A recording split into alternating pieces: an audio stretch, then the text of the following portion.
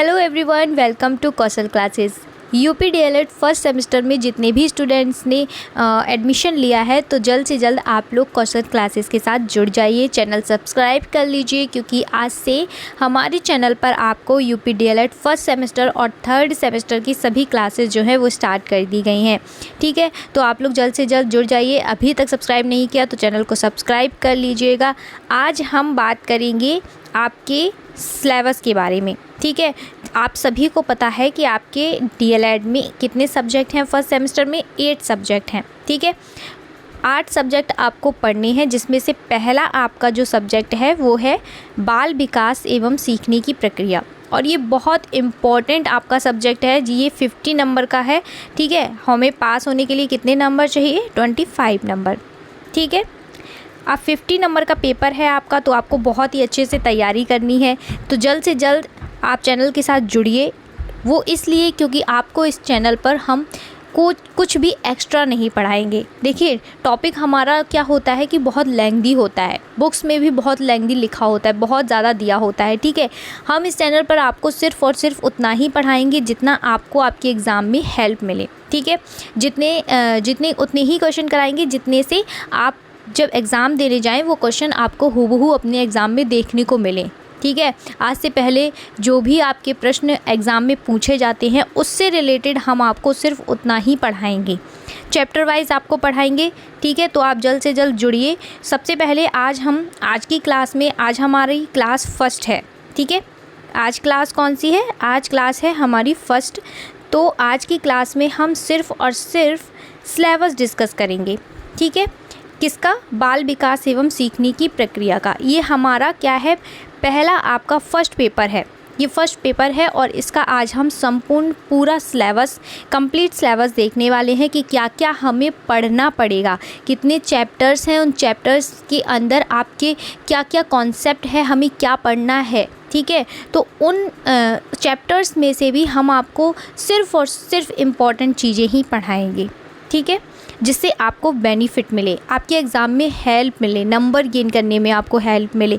तो जल्द से जल्द जितने भी स्टूडेंट्स हैं आप लोग जुड़ जाइए। डेली आपको एक क्लास मिलेगी। आपको अभी से अपनी पढ़ाई स्टार्ट कर देनी है क्योंकि कॉलेज वगैरह में आपकी पढ़ाई स्टार्ट हो चुकी है। तो आपको पढ़ाई स्टार्ट करनी है। सेमेस्टर आपका 6 महीने का होता है, ये आप सभी को पता है। ठीक है, तो आज की वीडियो में हम कंप्लीट सिलेबस देखने वाले हैं। चलिए वीडियो स्टार्ट करते हैं।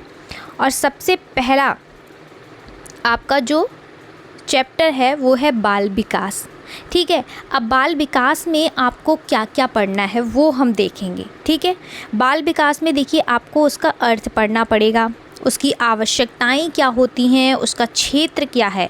ठीक है, सबसे पहले तो बाल विकास के बारे में जानेंगे कि आखिर बाल विकास है क्या। अब बुक्स आप देखेंगे तो बुक्स में बहुत लिखा हुआ है। ठीक है, बहुत लिखा है।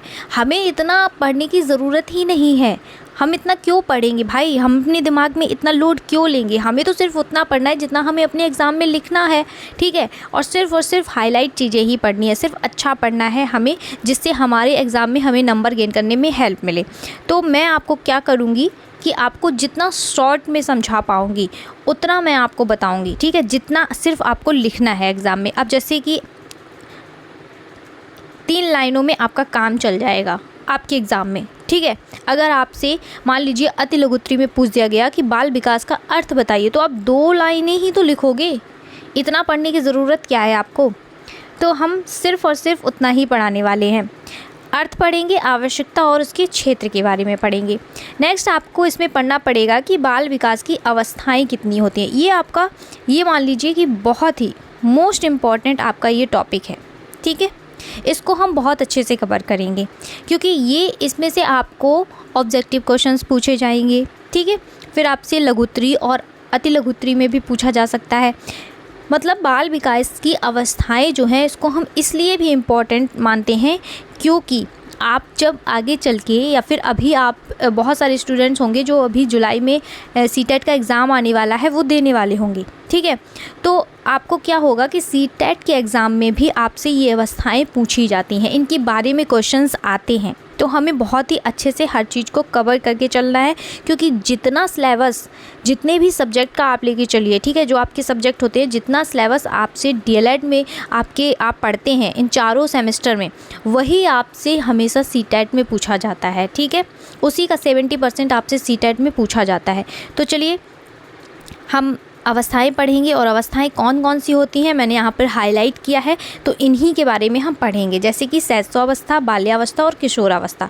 फर्स्ट सेमेस्टर में आपको सिर्फ इन 3 अवस्थाओं के बारे में पढ़ना है, ठीक है। अब इनके अंतर्गत जो विकास होते हैं उनके बारे में हम पढ़ेंगे। तो देख लेते हैं पहले कि इनके अंतर्गत क्या क्या विकास होते हैं। जैसे कि शारीरिक विकास होता है, मानसिक विकास होता है, ठीक है, तो इसमें बुद्धिलब्धि, बुद्धि परीक्षण, ये सब होता है। उसके बाद संवेगात्मक विकास, संज्ञानात्मक विकास, जो कि पियाजे का सिद्धांत है, ठीक है। उसके बाद सामाजिक विकास, भाषा विकास, सृजनात्मक विकास, और उसके बाद व्यक्तित्व का विकास, ठीक है। तो ये सारी चीज़ें हम पढ़ेंगे। व्यक्तित्व के विकास में उसका अर्थ पढ़ेंगे, उसके प्रकार पढ़ेंगे। अब जैसे कि अंतर्मुखी, बहिर्मुखी और उभयमुखी, ठीक है, ये विकास होते हैं व्यक्तित्व के विकास में, हमें ये सब पढ़ना है। और फिर व्यक्तित्व परीक्षण के तरीके पढ़ने हैं। वैयक्तिक भिन्नता का अर्थ, कारक, उसका महत्व के बारे में हम जानेंगे, ठीक है। कल्पना, चिंतन और तर्क का विकास, ये सब भी हम पढ़ने वाले हैं। नेक्स्ट आपका आएगा कि बाल विकास के आधार एवं उनको प्रभावित करने वाले कारक, ठीक है, इनके बारे में पढ़ेंगे। तो उनको प्रभावित करने वाले कारक कौन कौन से होते हैं, जैसे कि वंशानुक्रम होता है, वातावरण होता है, तो इनको लेकर हम भी बात करने वाले हैं। नेक्स्ट आपका चैप्टर रहेगा अधिगम का, ठीक है। अधिगम यानी अधिगम का मतलब क्या होता है, सीखना, ठीक है। अधिगम का अर्थ एवं सिद्धांत, इसके बारे में पढ़ेंगे। तो इस चैप्टर में आपको क्या क्या पढ़ना है वो हम देख लेते हैं। जैसे कि अधिगम में आपको पढ़ना पड़ेगा उसका अर्थ, उसके अर्थ के बारे में पढ़ेंगे, ठीक है। उसको प्रभावित करने वाले कारक कौन कौन से हैं। फिर बालक का शारीरिक व मानसिक स्वास्थ्य, परिपक्वता, सीखने की इच्छा, प्रेरणा, विषय सामग्री, ऐसे करके हम इन सभी चीज़ों के बारे में पढ़ेंगे। आप बिल्कुल निश्चिंत रहिए, आपकी पढ़ाई, आपके सारे टॉपिक्स जो है मैं सब क्लियर करके चलूँगी, और जितना भी आपको पढ़ाने लायक होगा, जो भी इम्पॉर्टेंट होगा, वो मैं सब आपको कवर करवाऊँगी, सब कुछ अच्छे से बताऊँगी। और एक चीज़ आपको और बता दूँ कि कौशल क्लासेस के साथ आपको क्यों जुड़ना चाहिए, वो इसीलिए क्योंकि हम हर चैप्टर के बाद, ठीक है, जैसे कि हमारा अभी हमने क्या पढ़ा यहाँ पर, बाल विकास, ठीक है, जैसे ये हमारा चैप्टर है, और जब ये चैप्टर हमारा कंप्लीट होगा तो इस चैप्टर के बाद हम क्या करेंगे कि नेक्स्ट चैप्टर स्टार्ट नहीं करेंगे। इस चैप्टर के बाद हम आपको देंगे MCQs, ठीक है। इसके हम आपको बहुत सारे क्वेश्चंस कराएंगे एक साथ, ऑलमोस्ट आप मान लीजिए 100 क्वेश्चंस कराने वाले हैं, ठीक है। जितने भी आपके एग्ज़ाम में अभी तक यूपी डीएलएड में आपसे पूछे गए हैं वो सारे MCQs कराएंगे। इस टॉपिक से निकालेंगे, हम क्वेश्चंस निकालेंगे और फिर आपके लिए MCQs बनाकर आपको देंगे, वो आपको देखना है। उससे क्या होगा कि आपने अभी तक जो पढ़ा होगा मुझसे, ठीक है, या अपनी क्लास में पढ़ा होगा, अपने कॉलेज में पढ़ा होगा, कहीं और से भी पढ़ा होगा, तो सारी थ्योरी जब आप पढ़ चुके हो, उसके बाद आपको आपके एग्ज़ाम में MCQs आते हैं, है ना, ऑब्जेक्टिव क्वेश्चंस आते हैं ना, तो 50 नंबर का अगर पेपर है तो आपसे 15 ऑब्जेक्टिव पूछे जाएंगे। तो हमें MCQs को बहुत स्ट्रॉन्ग बनाना है। जब हम आपसे 100 क्वेश्चंस करवाएंगे तो आपके माइंड में ये चीज़ बैठती जाएंगी। उसके बाद क्या करेंगे, MCQs कराने के बाद हम आपको 1 लाइनर देंगे, जैसे कि शॉर्ट क्वेश्चंस देंगे, ठीक है। तो शॉर्ट क्वेश्चन आंसर हम आपसे कराने वाले हैं, तो उससे भी आपको बहुत बेनिफिट मिलेगा। जब आप शॉर्ट क्वेश्चन आंसर देखेंगे, मैं आपसे क्वेश्चन करूंगी तो आप आंसर उसका जल्द से जल्द दे पा रहे हैं या नहीं दे पा रहे हैं, हम वो देखेंगे, क्योंकि आपकी तैयारी कैसी है, इससे आपकी तैयारी क्या होगी, आपकी स्ट्रॉन्ग होगी, ठीक है। और जब ये दोनों चीज़ें कंप्लीट हो जाएंगी तो हम आपको एक पेपर बना के देंगे। वो आपको पेपर अपने यहाँ बैठ के, अपने जहाँ भी आप लोग हैं, अपने अपने घर में आपको वो पेपर कंप्लीट करना है, ठीक है। चीटिंग बिल्कुल नहीं करना, आप लोग बिना देखे करना और देखना कि आपकी तैयारी कितनी बेहतर हो चुकी है। उसके बाद हम आपका नेक्स्ट जो है वो चैप्टर स्टार्ट करेंगे। इससे आपको क्या होगा कि हर चैप्टर के बाद आपको पता चलेगा कि आपकी तैयारी जो है, आप जो पढ़ रहे हैं थ्योरी, वो आपके समझ में आ रही है या नहीं, और कितनी समझ में आ रही है, आपकी तैयारी कितनी बेहतर है। इन सभी चीज़ों से आपके जब एग्ज़ाम होंगे तो आपको बहुत बेनिफिट मिलने वाला है। तब तक आपके माइंड में ये चीज़ें बहुत अच्छे से बैठ चुकी होंगी और आपको सिर्फ़ और सिर्फ अपने एग्ज़ाम में रिवाइज़ करने को रह जाएगा। तो समझ रहे हैं आप लोग, इसीलिए आप लोग जल्द से जल्द कौशल क्लासेस के साथ जुड़ जाइए। बहुत अच्छी तैयारी होने वाली है, बहुत अच्छे से हम आप सभी लोगों को सारे जो आपके चैप्टर हैं, सारे जो आपका कॉन्सेप्ट है वो बहुत अच्छे से हम आपको कवर कराने वाले हैं।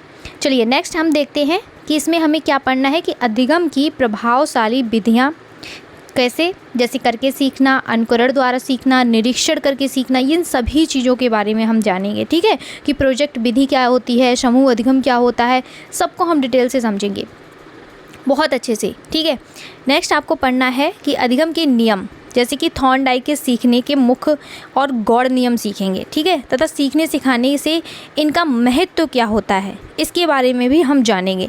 अधिगम के प्रमुख सिद्धांत तथा कक्षा शिक्षण में इनकी व्यवहारिक उपयोगिता। ठीक है, अब इसमें हमें क्या पढ़ना है ये देख लीजिए आप लोग। देखिए ये है आपका टॉपिक, जैसे कि अधिगम के प्रमुख सिद्धांतों के बारे में हमें पढ़ना है। अब प्रमुख सिद्धांत कौन कौन से हमें पढ़ने हैं वो हम देखते हैं। ये सिद्धांत आपके लिए बहुत इंपॉर्टेंट है, लेकिन हम आपको इनको बहुत शॉर्ट में और बहुत ही शॉर्ट में समझाएंगे जितना आपके लिए इम्पॉर्टेंट होगा। ठीक है, हम बार बार आपसे बोल रहे हैं कि जितना आपके लिए इम्पॉर्टेंट होगा, जितना आपके एग्ज़ाम के लिए इम्पॉर्टेंट होगा, सिर्फ और सिर्फ उतना निचोड़ कर हम आपके लिए लेकर आएंगे और सिर्फ वही आपको सीखना है, सिखाएंगे और वही पढ़ाएंगे। ठीक है, लेकिन ये टॉपिक बहुत इंपॉर्टेंट है, ये आपको पढ़ना ही पड़ेगा। सारे सिद्धांत आपको पढ़ने हैं, सारे सिद्धांत आपको कवर करने हैं, ये आपके सीटेट में भी आपको हेल्प करेंगे। चलिए, अगर आपने अभी से अपनी तैयारी अच्छी कर ली और चारों सेमेस्टर में अगर आप अच्छे से पढ़ेंगे तो आप सीटेट सुपरटेट में बहुत अच्छे स्कोर करके आएंगे। ठीक है, सबसे पहले आपको कौन सा पढ़ना है, थॉर्नडाइक का जो सिद्धांत है, कौन सा सिद्धांत है, प्रयास एवं त्रुटि का सिद्धांत, इसको हमें पढ़ना है। फिर हम पावलोव का सिद्धांत पढ़ेंगे, समृद्ध प्रतिक्रिया का सिद्धांत। नेक्स्ट स्किनर का जो सिद्धांत है, क्रिया प्रसूत सिद्धांत, उसको पढ़ेंगे। कोहलर का सूझ एवं अंतर्दृष्टि सिद्धांत पढ़ेंगे। पियाजे के सिद्धांत के बारे में पढ़ेंगे। ठीक है, और फिर वाइगोत्स्की के सिद्धांत और ब्रूनर के सिद्धांत के बारे में भी हम जानकारी ज़रूर लेंगे। नेक्स्ट हमें पढ़ना पड़ेगा कि सीखने का वक्र क्या होता है। आप सीखने के वक्र के बारे में पढ़ेंगे, उस मतलब उसका अर्थ, उसके प्रकार। ठीक है, और सीखने के पठार, एक होता है सीखने का वक्र, एक होता है सीखने का पठार। ठीक है, इसमें हम उसके अर्थ और प्रकार के बारे में पढ़ेंगे और इसमें हम कारण और निराकरण के बारे में पढ़ेंगे, निराकरण के बारे में। ठीक है, सीखने का स्थानांतरण में उसका अर्थ, प्रकार, सिद्धांत, ये सब चीज़ें हम पढ़ेंगे। नेक्स्ट हमारा टॉपिक रहेगा कि अभिप्रेरण, उसका अर्थ, प्रकार एवं महत्व, इनके बारे में हम पढ़ेंगे, अभिप्रेरण के बारे में। ठीक है, तो यहाँ आप देख सकते हैं उसकी रुचि, सफलता, यही सब चीज़ें हैं और ये सब चीज़ों को हम कवर करने वाले हैं, बहुत अच्छे से पढ़ेंगे, डिटेल में पढ़ेंगे। आप देख सकते हो पूरा सिलेबस मैंने यहाँ पर आपको दिया हुआ है कि आपको क्या क्या पढ़ना है। ध्यान, ठीक है, इसमें क्या है, अर्थ, प्रकार और ध्यान को प्रभावित करने वाले कारक, इनके रूप में पढ़ना है। फिर उनकी रुचि, रुचि में अर्थ, उसके प्रकार, ये सब पढ़ना है हमें, वही सब चीज़ें। ठीक है, अधिगम में रुचि का महत्व क्या होता है, रुचि का संबंध क्या है, तो इन सभी को लेकर हम अच्छे से डिटेल में पढ़ने वाले हैं। स्मृति क्या होती है, उसका अर्थ, प्रकार एवं अच्छी स्मृति के प्रभावी कारक पढ़ेंगे। ठीक है, विस्मरण का अर्थ, महत्व एवं कारण जानेंगे। नेक्स्ट और लास्ट आपका जो है टॉपिक वो है सांख्यिकी का। ठीक है, तो सांख्यिकी का अर्थ क्या होता है, उसका महत्व क्या होता है, इनके बारे में हम जानेंगे।